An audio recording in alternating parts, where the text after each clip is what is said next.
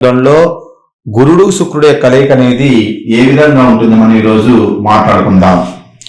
మరియు మేషలగ్నంలో గురుడు శుక్రుడు కలయిక ఇది అత్యంత శుభప్రదమైనటువంటి కలయిక. ఇది సంపద, జ్ఞానం, కళలు, మంచి సంబంధాలను ఇక్కడ పెంచి పోషిస్తూ ఉంటుంది.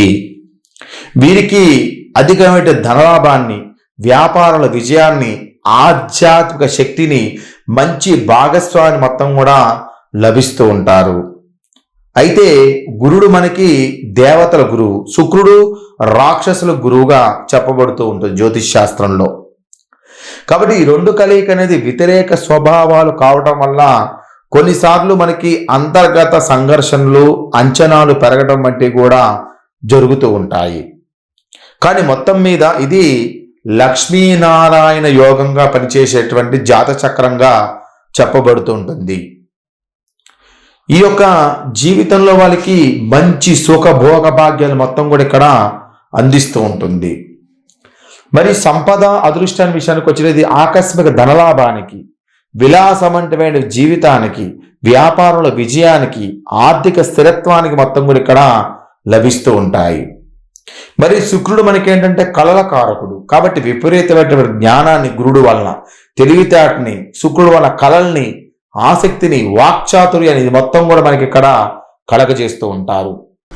ఏదైతే ఈ గురుగ్రహం ఉందో మనకి 9వ స్థానానికి 12వ స్థానానికి ఆధిపత్యం వహించింది. ఏదైతే శుక్రుడు ఉన్నాడో 2వ స్థానానికి 7వ స్థానానికి ఆధిపత్యం వహించింది. కాబట్టి ఈ ముఖ్యంగా ఈ యొక్క విషయంలో భార్యాభర్త యొక్క అనుబంధం అనేది బాగా బలపడుతూ ఉంటుంది.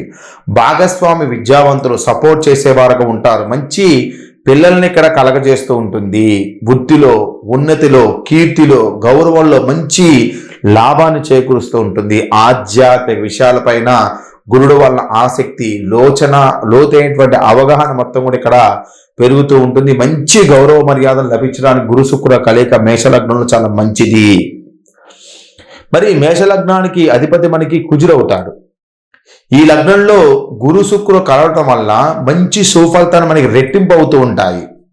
ఒక రకంగా చెప్పాలంటే దీన్ని మనము గజలక్ష్మి యోగంగా పోలి ఉంటుంది. కాబట్టి సంపద, శ్రేయస్సు మొత్తం కూడా ఇక్కడ ఇస్తూ ఉంటుంది.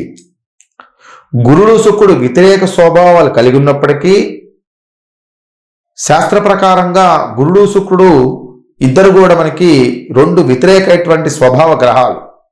కానీ ఈ కలయిక అనేది మంచి యోగాన్ని కలగజేస్తూ ఉంటుంది. అయినప్పటికీ కొద్దిగా ఆశలు, కోరికలు, అదేవిధంగా సంఘర్షణ ఇవన్నీ కూడా మనకి